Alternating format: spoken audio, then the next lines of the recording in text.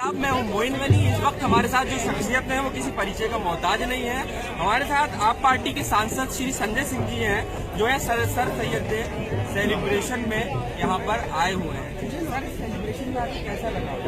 बहुत अच्छा लगा। और अलीगढ़ मुस्लिम यूनिवर्सिटी के जो ओल्ड बॉयज हैं वो यहाँ पर इकट्ठा हुए और उन्होंने एजुकेशन के क्षेत्र में, शिक्षा के क्षेत्र में जो सर सैयद साहब का काम रहा है उसको याद किया और शिक्षा के महत्व को समझते हुए उसको कैसे आगे बढ़ाया जा सकता है इसके बारे में चर्चा की और मुल्क के जो हालात हैं उसके बारे में भी चर्चा की।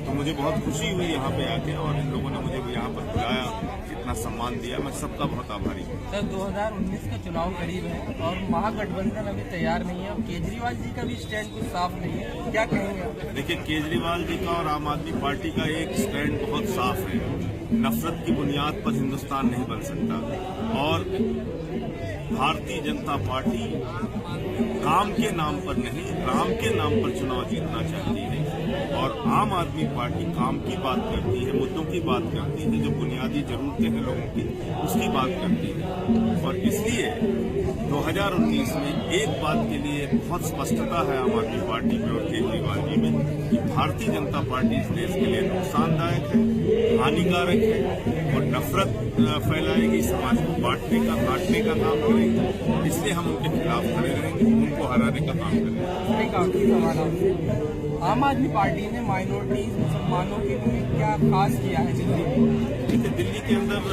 अगर सरकार की बात करें तो हमारा जो सबसे महत्वपूर्ण विभाग में से एक है खाद्य रसद, उसके मंत्री हमारे इमरान खान साहब हैं, वक्फ बोर्ड के चेयरमैन अमानतुल्लाह साहब हैं। हमने ज्यादातर एमएलए को टिकट दिया यहाँ पर, जिन जिन सीटों पर वो सरकार और एजुकेशन जो सबसे बड़ी जरूरत है मुस्लिम समुदाय की, उसके लिए 36% बजट का अपने शिक्षा के क्षेत्र में आम आदमी पार्टी की सरकार खर्च कर रही है। उत्तर प्रदेश में विधानसभा चुनाव जैसे जैसे नजदीक आता जा रहा है, वैसे वैसे चुनावी सरगर्मियां भी तेज होती जा रही हैं। हमारे साथ जो शख्सियत है वो किसी परिचय का मोहताज नहीं है। इस वक्त हमारे साथ माननीय धर्मेंद्र यादव जी मौजूद हैं, जो चंदौसी दौरे पर आए हैं। सर, बहुत बहुत स्वागत है ईटीवी भारत में। जी, बहुत बहुत धन्यवाद आपका। सर, सबसे पहले तो मैं ये जानना चाहूंगा कि जो चुनाव अब विधानसभा का आ रहा है, ये समाजवादी पार्टी किन मुद्दों के ऊपर लड़ेगी? स्वाभाविक मुद्दों की तो कोई कमी नहीं है और समाजवादी पार्टी की सरकार की पिछली उपलब्धियां हमारे सामने, आने वाले समय के लिए भी पार्टी का दृष्टिकोण घोषणा पत्र के साथ आएगा। और सबसे महत्वपूर्ण है जो इस समय उत्तर प्रदेश के अंदर पूरा जनमानस निराश हुआ है भारतीय जनता पार्टी से। भारतीय जनता पार्टी ने अपने संकल्प पत्र और अपने भाषणों के माध्यम से बहुत सारे वादे किए थे जनता में। महंगाई घटाने की बात कही थी, रोजगार बढ़ाने की बात की थी, किसानों की आमदनी बढ़ाने की बात की थी। हर मामले में भारतीय जनता पार्टी के लोग फेल कर गए हैं। महंगाई चरम पे है, किसानों की दुर्दशा सामने है, पूरे देश के अंदर किसान आंदोलित हैं।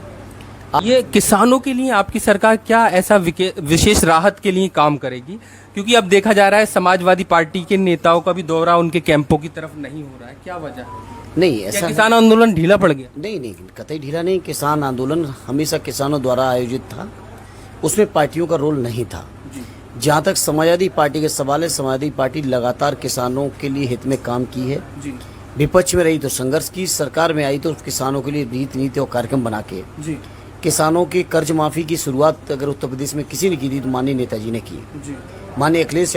सर, बहुत सारे काम किए समाजवादी पार्टी ने, लेकिन लोग ये कहते हैं कि जब समाजवादी पार्टी आती है, विकास के बहुत काम किए, सब तारीफ करते हैं, गुंडाई बढ़ जाती है। नहीं, गलत है।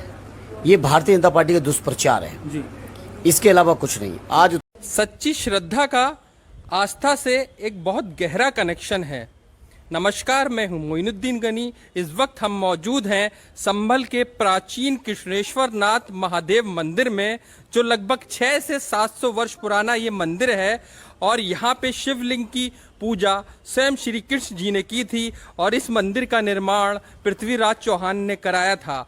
इस मंदिर का अपने आप में एक बहुत बड़ा महत्व है। आइए यहाँ के श्रद्धालुओं से और यहाँ के पंडित जी से भी आपको मिलवाते हैं। जी पंडित जी, कितने साल पुराना मंदिर होगा ये लगभग 600-700 साल पुराना मंदिर होगा। पृथ्वीराज चौहान के ज़माने का है ये। पृथ्वीराज चौहान ने स्वयं यहाँ पर पूजा पाठ की थी और उसके बाद ये मंदिर की स्थापना करी थी। अच्छे से प्राण प्रतिष्ठा करवाई थी, सब बढ़िया। जी, इसका नाम कृष्णेश्वर नाथ मंदिर क्यों पड़ा?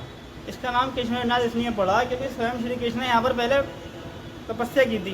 जी, पहले द्वापर युग में, जी। तब इनका नाम श्री कृष्णनाथ महादेव पड़ा। अच्छा। शिवलिंग का। श्रद्धालु कितनी तादाद में आते हैं यहाँ? श्रद्धालु यहाँ पर रोज के 200-300 तो आ ही जाते हैं। अच्छा। और सावन में तो गिनती है ही नहीं। सावन के सोमवार में भी गिनती नहीं है, कितने हजारों लोग आ जाएं। जी, बाबा जैसे बुलाने वो आता जरूर है। सच्चे मन से जो 40 दिन तक लगातार आए, कोई मनोकामना लेकर आएगा वो स्वयं जरूर पूरी होगी। जी, भोलेनाथ की बहुत बड़ी कृपा है यहाँ पर। से ये है, एक लाला यहाँ पर आते थे, जी, तो लाला बड़े पूजा पाठ करते थे, जी, तो उनका एक काम होना था। उन्होंने भोलेनाथ से बोला सच्चे मन से श्रद्धा से कि भोलेनाथ हमारा काम हो जाए, बस जो हमसे होगा वो हम कर लेंगे। तो जब उनका काम पूरा हो गया तो उन्होंने अपनी श्रद्धा से ये चांदी पूरी शिवलिंग के चारों ओर मंडवा दी। अच्छा। हाँ। तभी लगभग कितनी चांदी होगी? लगभग ये होगी भी 21 किलो होगी, चांदी होगी। संबल के इस प्राचीन मंदिर में कब से आ रही हैं आप? बहुत कुछ चमत्कार देखा है हमने। अच्छा। सभी कुछ भोले बाबा ही कर रहे हैं हमारा सब कुछ। जी, नहीं है, सब रहते हैं। इन्हीं में ही सबसे ज़्यादा आस्था है हमारी। हम भगवान शिव के प्रति बड़ी आस्था रखते हैं। जी, ये सावन का बड़ा पावन महीना है शंकर जी का। जी, यहाँ पर अभिषेक करा जाएगा शंकर भगवान को, जी, और हर सोमवार को भव्य श्रृंगार होता है महादेव का। जी, और यहाँ पर जो है पूरे बरेली मंडल में ऐसा मंदिर नहीं है यहाँ पे चांदी लगी हुई है। जी।